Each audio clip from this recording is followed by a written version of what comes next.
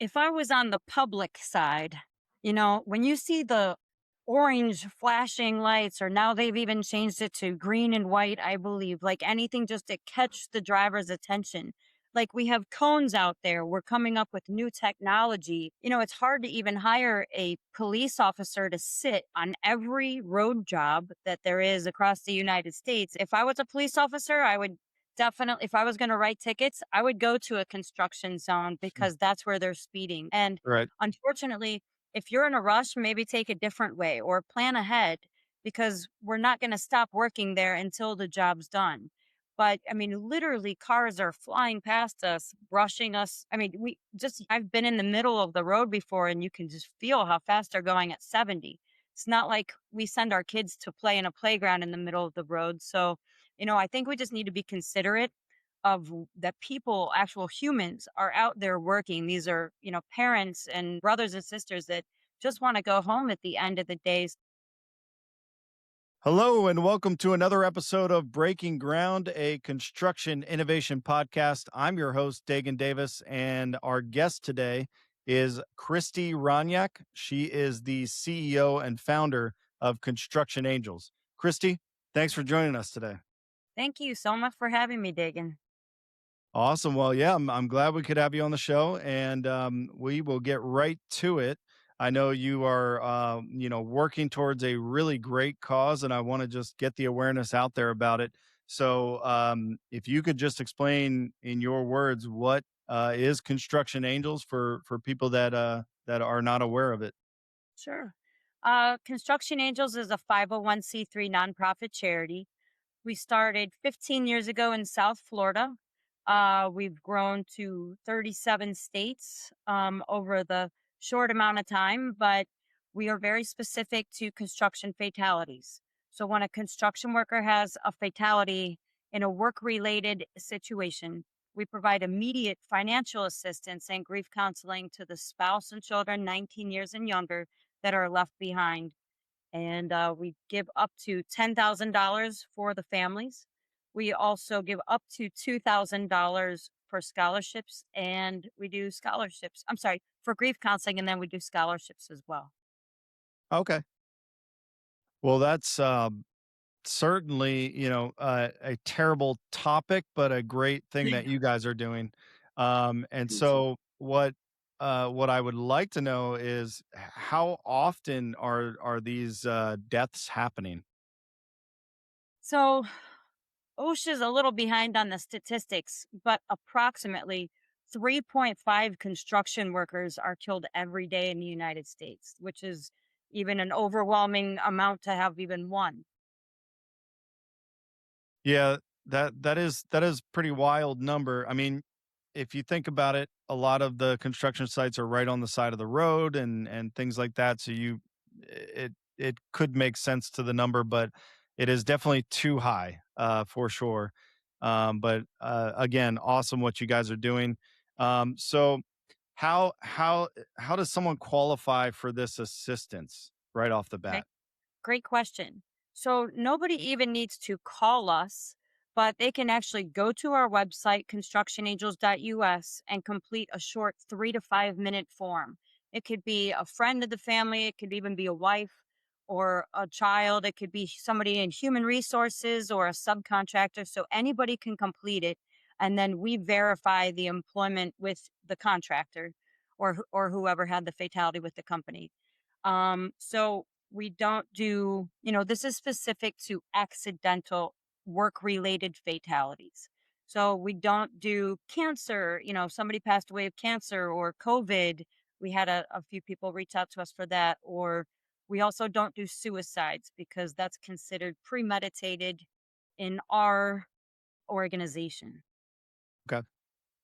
And then how quickly from filling out that form and you guys verifying, with the employer, how quickly does the process start and they begin to receive the help? This might be shocking, but if we receive the assistance request form today, I send it out to the Family Assistance Committee. They either approve it or ask more questions, and I get more information. And then we can get right back to the company as well as the family that day.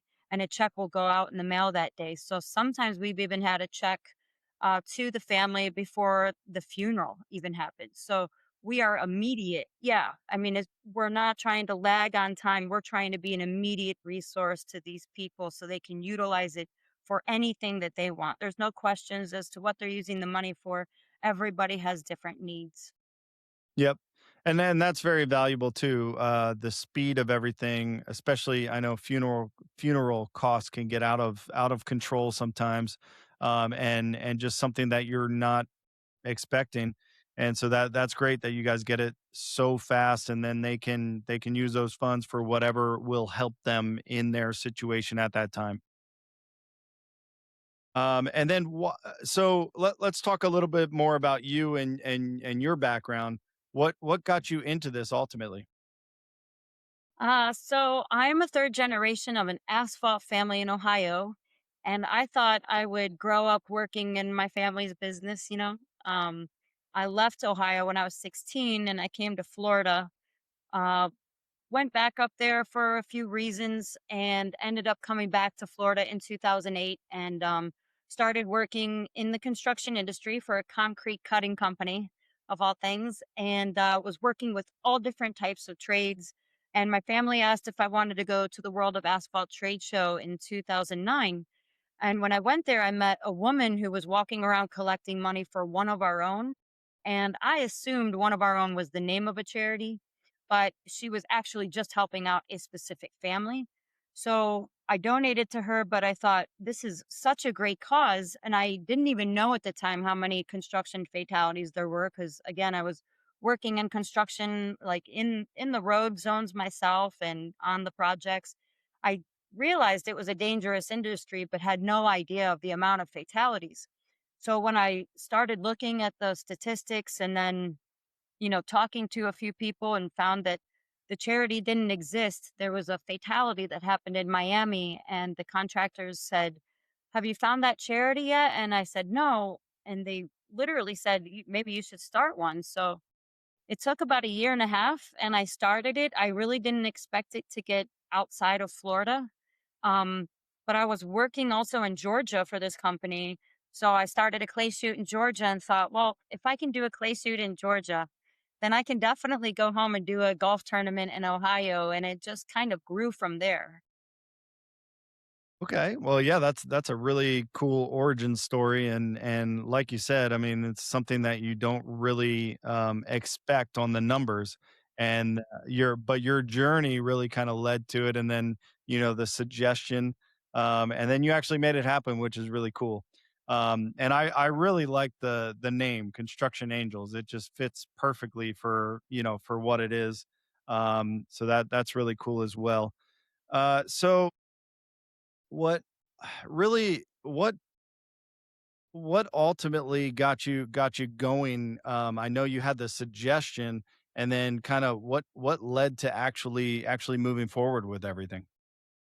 So, like I had mentioned, I was involved with all these different associations. And at the time, they were doing other charities. Our industry is so giving to so many different people, and so creative. And they were involved in all different types of charities, but nobody was raising money for one of our own. So I started off with a golf tournament, and a couple of the South Florida associations, like the Associated General Contractors Florida East Coast chapter, kind of adopted us. Then the Engineering Contractors Association of South Florida also started with us down here on the civil side. And it just kind of evolved from there, where the more people started knowing about us and getting the companies involved. The first 2 years we did road and bridge fatalities only, like anybody that worked on the road and bridges. After the Miami garage collapsed in 2013 and it killed, I believe, five or six construction workers, the general contractor said, "Hey, when are you going to help out, the vertical construction?" So in 2014, when we got into Ohio, we also opened it up to all construction trades. And, we've redefined it over the years, kind of fine-tuned things, added a word or two into our mission statement. Um, but really, I mean, just the support has really grown and become overwhelming. And I think it really took off about 6 or 7 years ago when John Deere got involved. Once John Deere got involved here in South Florida, they also got John Deere National involved. And a lot of their counterparts, like Leeboy, Cementech, even Bomag at the time, now Working Group, they were, they all started getting involved and then some competitors. So it was almost like a challenge, really. But all of those people are, working in the industry. Those are their customers. We started hearing about all these different construction fatalities. So that was a blessing because people will send us news links or whatnot about when a fatality happens, whether it's in a state we're having a fundraiser or not. So the value of those relationships have really helped us grow. And now I'm looking into different, different trades that maybe are not familiar with us. So, for example, I just attended the Pile Driver Contractors Association, and being from asphalt and concrete cutting, I just don't really know much about that world, but I learned convention and they did a like a fundraiser at the convention. So little by little, it's like again, it's only 15 years old. So it's been baby steps and growing, and we've been holding all of our own fundraisers ourselves, and now people are getting more involved in doing them on their own, which is it's amazing. Yeah, that's wonderful. So, for people who are listening, this is a nationwide show. How many states are you guys operating in? And, if someone's in a certain state, can they have access to this? Great question. So we do have state fundraisers where, like all the money raised goes to help families in Ohio when Work Brow does their golf tournament. But then we also have like Bomag and Linder Machinery, that's Komatsu. They do a golf tournament in South Carolina, and that's national. We have a couple fundraisers even in Florida that are national. And I mean, it's just kind of growing, even companies that I've never heard of, they want to make their donations available to national. So if a construction worker, for example, is in Missouri, like recently, and they have a fatality, we don't have resources and fundraisers in Missouri yet, but we can take money from the national fund to make sure that that family gets taken care of. So in our world, it's just mostly an accounting tracking system of by state. But we are able to help out families no matter where they are in the United States. We just don't send money overseas. Okay. Yeah, that makes sense. That's really nice that a lot of people are getting involved. A lot of companies are getting involved, and then you also have the option of do you want these funds to be supporting nationwide or locally in the state? Right. So what do the families experience during the first few days that you've seen? I mean, obviously a lot of emotions going on and things like that. How involved are you guys? Are you guys sending, going through the process, sending the check? Or are you checking in with the families? Are you continuing assistance? I know you had other programs that are involved. So are you keeping in touch with them along the way? So we're only small staff of three, but the good thing is that when we do connect with the family, and we hope it's, almost that week, but I can tell you that week for them is probably hell week.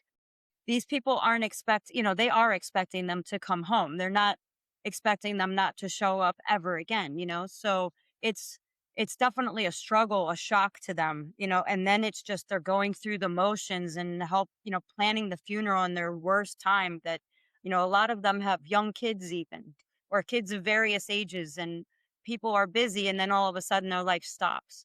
So once we get the form and we reach out to the family. We do have a statute of limitations of 6 months. So we look from the date of the incident to go back 6 months. And once we reach out to the family, still, even 6 months later, they're still distraught. Or when we tell them why we're calling them, they get emotional, I get emotional. But they're very happy of the assistance and the generosity of our construction industry. And then we offer them grief counseling. Just we tell them you can find a grief counselor of your choice whenever you're ready. Some people utilize it, some people they're ready right away, and others it might even take them a few years. We recently increased that from $1,000 to 2,000 because we saw more and more people actually start taking advantage of it.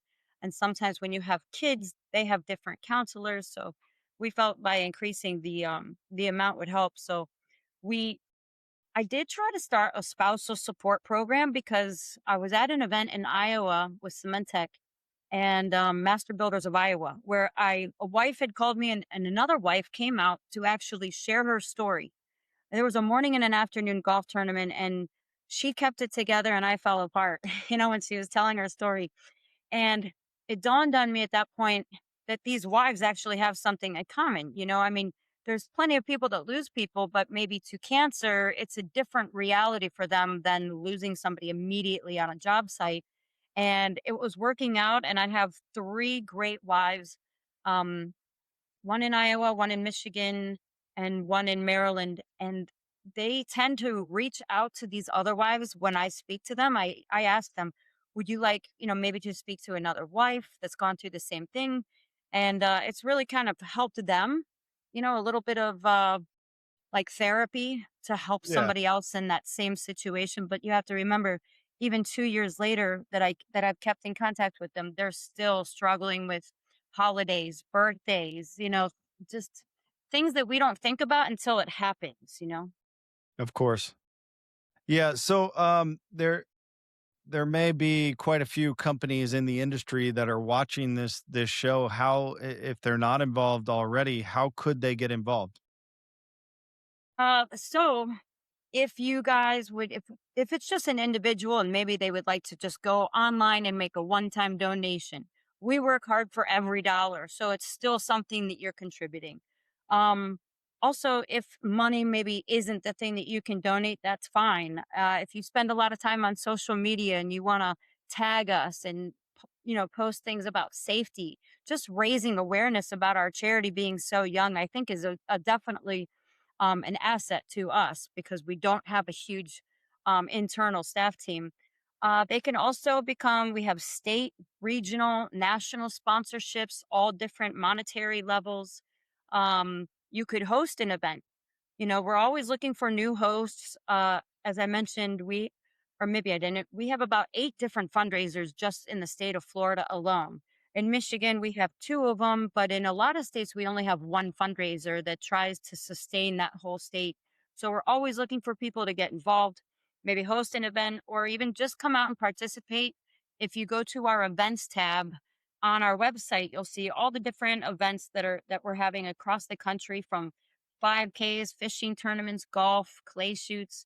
So that's the fun part of the job is, interacting with our industry and, getting them out there and learning a little bit more about the message and what we're doing and having a great day of fun.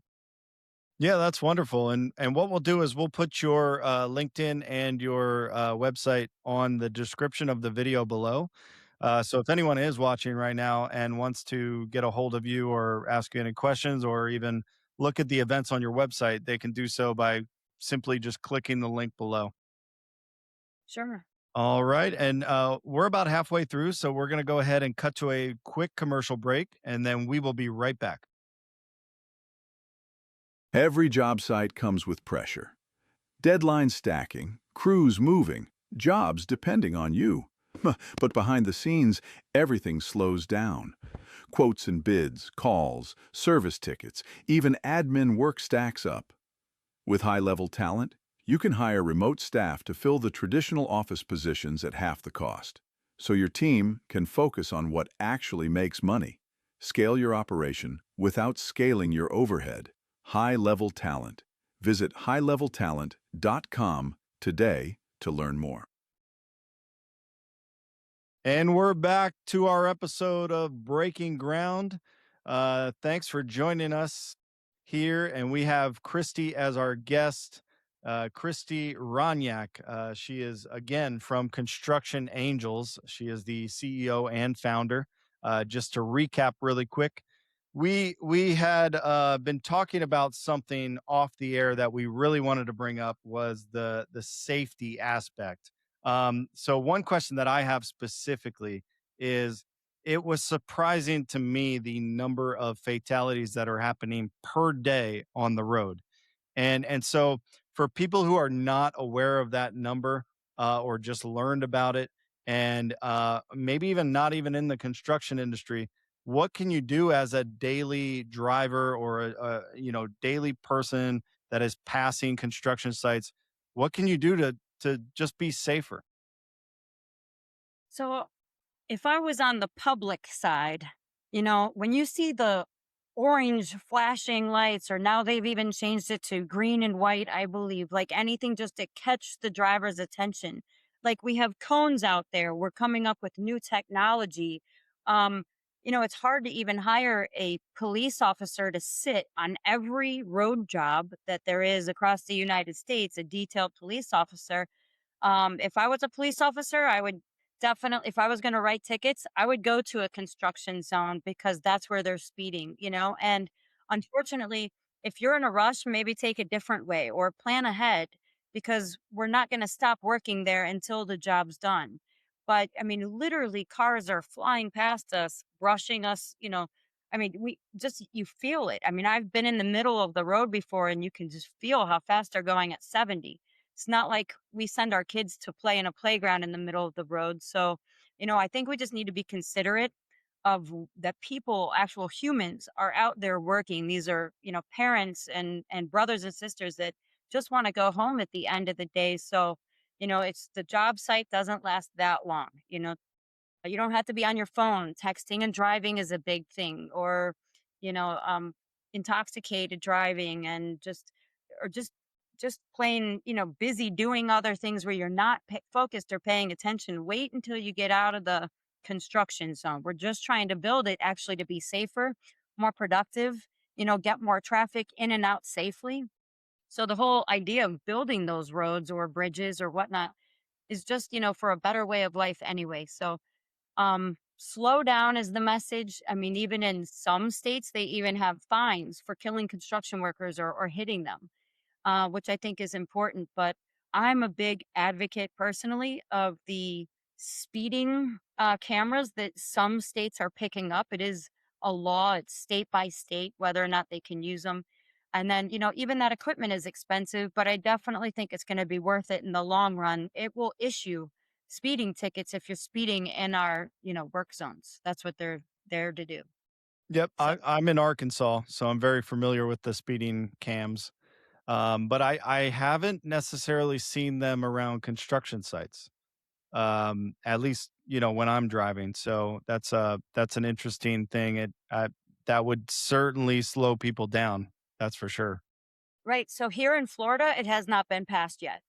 So, and I would say more than half of the construction families that we help out are from drivers hitting our workers.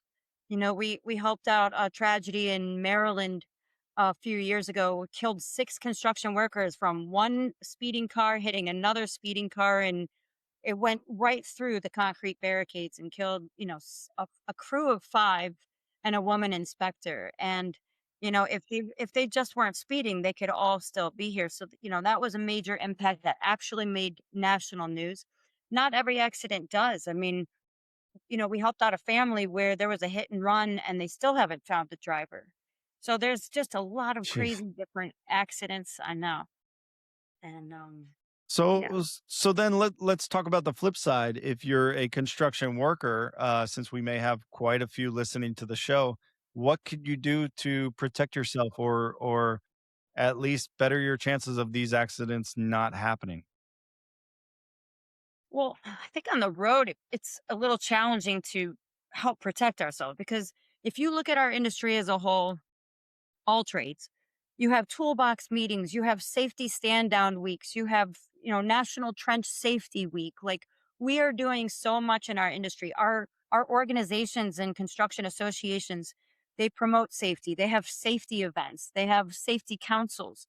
Like we are very like much advocating safety in our industry. I think that's one thing that's helped. I mean, OSHA has come a long way. The safety rules have changed over the years.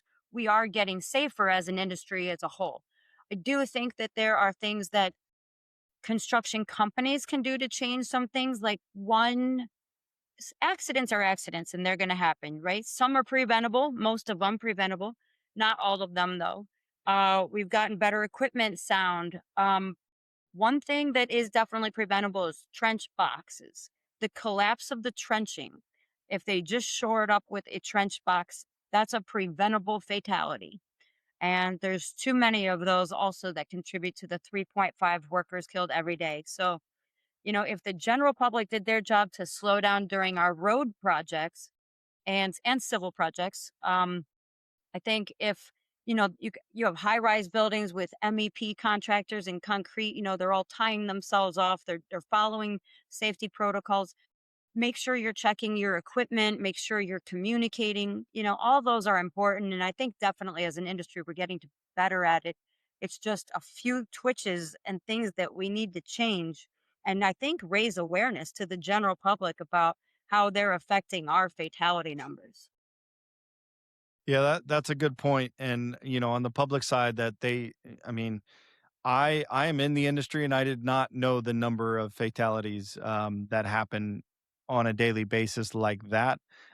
So that's eye opening to me. And so people actually outside of the industry, the general public, starting to hear those numbers, that may change something. Even the smallest thing where even if it affects one person or 10 people, to Right. slow down during the construction, zones, and be more aware of the people around. Because you know, e every time you're passing them, you're right, even, just right outside the cones, you can even have a person, there, and if you're not paying attention, and if they're who knows what they're doing, you don't know, so you gotta really pay attention and just understand who's in your general area. Right. So thank So you for talking about the safety issues. what was that? Thank you for talking about the safety issues, that we have. Of course, of course. I think that, I mean, that's one of the biggest things in construction that you can really talk about is safety. We talk about communication a lot on this podcast, just in general. And so between safety and communication, those are two very, very valuable things to be talking about. And so yeah, love to have that conversation. So you've been leading a nonprofit, and that's very different from leading a traditional business. So, what have you learned about leadership through serving others? Well, I learned that first of all, it's the most rewarding job I've ever had. Right? It doesn't pay as much as other jobs, but it's wonderful. And we have a national board of directors. They're kind of all over the different country, and they're mostly with national companies. What I find the best relationships and almost like they're my mentors is they bring a lot of value in different aspects where maybe I'm not as good as something or don't know as much information, but surrounding yourself with people that have more experience in different sectors and different areas, I think has been a big help to me personally and to our charity, getting it growing and off the ground in such a short time.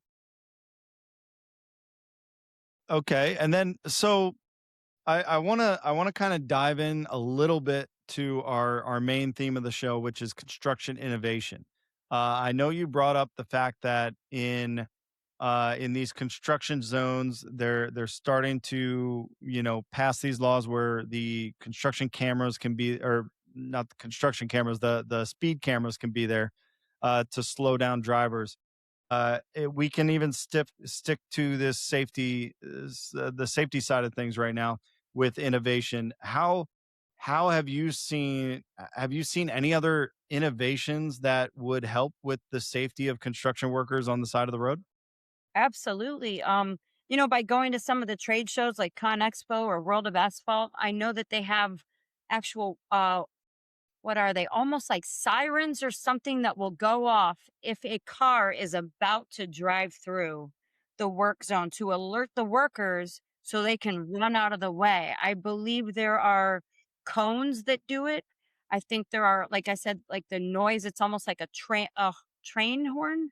I mean, it's really loud to like let the workers know because you know how loud it can be out there when you're Yeah. standing in the middle of the road by multiple traffic, cars and automobiles passing you by. So noise, I think they have something that vibrates on somebody's wrist Wrist. to Okay. alert them as well that there's, an automobile is coming close to you in the work zone, move out of the way. So I mean, the the innovation happening in our industry, especially with AI and a lot of other formats that, we're now learning and experiencing and ways that is actually really improving our industry. So I'm really happy about that. I mean, it's forever changing and growing and I love it. Yeah, and I think we're going to see a lot more innovation, more now than ever. With AI and being able to having a lot of people have access to AI and can innovate on things and start companies like you did yourself.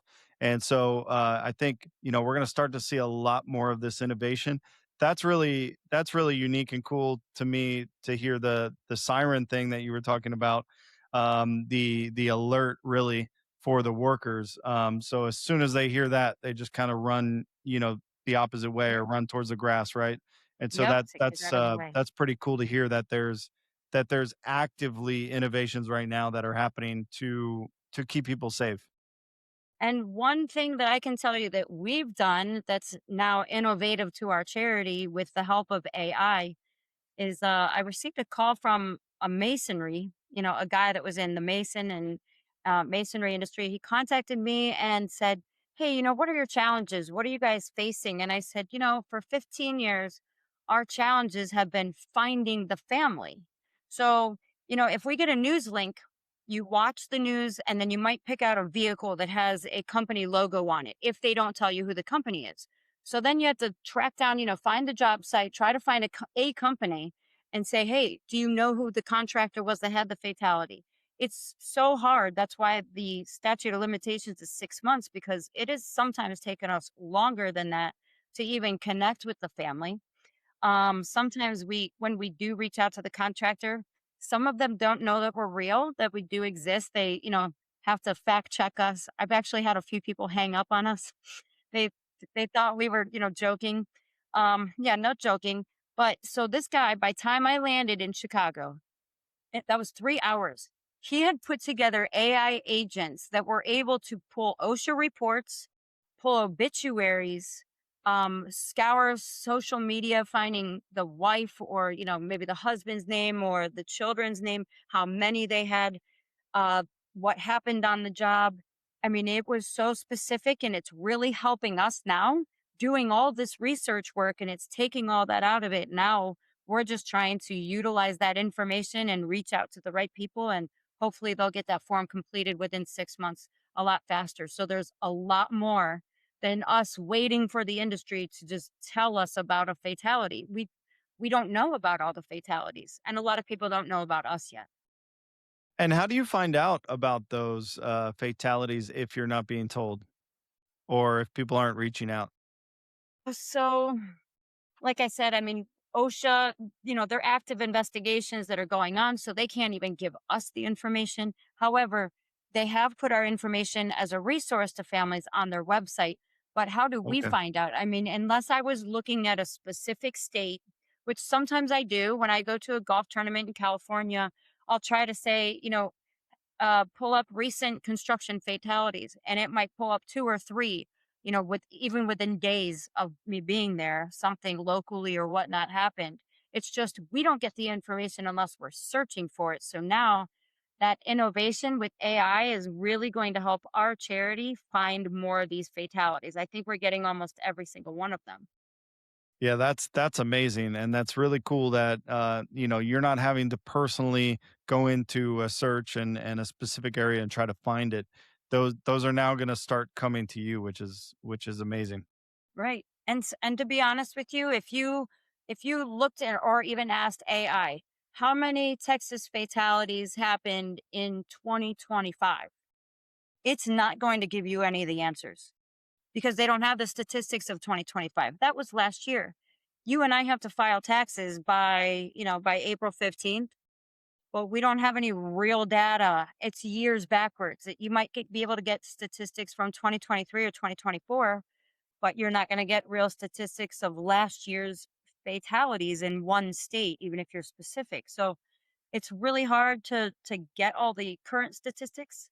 But I think the news does a good job covering them. Again, not all these fatalities are covered. Not all of them are on the news.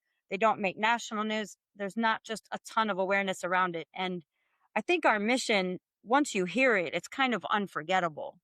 And once you hear what it is that we do, then you'll start hearing more and more construction fatalities, and it makes you more, aware to slow down and whatnot. So I think the message is pretty powerful.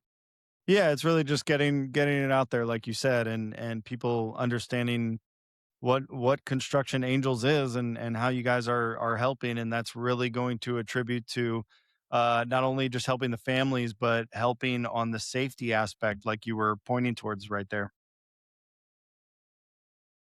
Awesome. Well, we're gonna start wrapping up the show here, but at the end of every show, I like to give my guest a chance to just put something out there in the world, whether there's events or promotions or anything coming up that you would like to put out there, or just some kind words for the industry. Um, you have the floor now, so if you'd like to add something, then now's the time. Thank you. Any of you can contact me if you have any suggestions, ideas, or how we can do things better for our industry. You can reach me at contact@constructionangels.us. As I mentioned, go to our website. There's all of our information is there, whether you want to find videos, if you want to go to our social media and tag us and like us, or repost something maybe and add your own notes to it. That's a big help. It will raise awareness on all of your followers. Um, Also, our events are so much fun, and you have to get onto some of them because some of them will sell out. Our Michigan one already sells out. That's our golf tournament. I think we only have 5 more foursomes left in our Ohio golf outing, which is coming up August 10th. But even the AGC of Wisconsin is going to do a dodgeball tournament. So we do a lot of fun things, and it's really like a community and family based, fun day to come out and share great news. And then also, honor and respect those people that have lost their lives. So if you have any questions or want to get more involved or you want to volunteer, or even, like I said, just help us with social media stuff, or if you're an AI guru, I would love to reach out and talk to you. So contact me, feel free.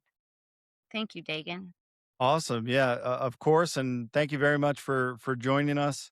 And as you guys have heard, there's a lot of ways to connect with Construction Angels. So don't be shy.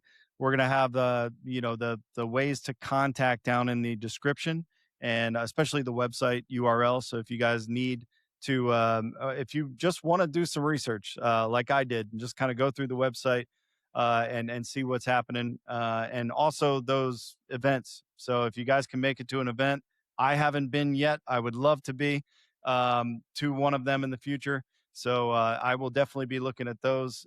So if you need to, if you want to get on the website and look at those, then feel free. Kristi, once again, thanks for coming on the show, and we really appreciate you. Thank you so much, Dagen. Thank you. All right. Well, that'll do it for another episode of Breaking Ground. And we will see you guys on the next one. Every job site comes with pressure. Deadline stacking, crews moving, jobs depending on you. But behind the scenes, everything slows down. Quotes and bids, calls, service tickets, even admin work stacks up. With high-level talent, you can hire remote staff to fill the traditional office positions at half the cost, so your team can focus on what actually makes money. Scale your operation without scaling your overhead. High-level talent. Visit highleveltalent.com today to learn more.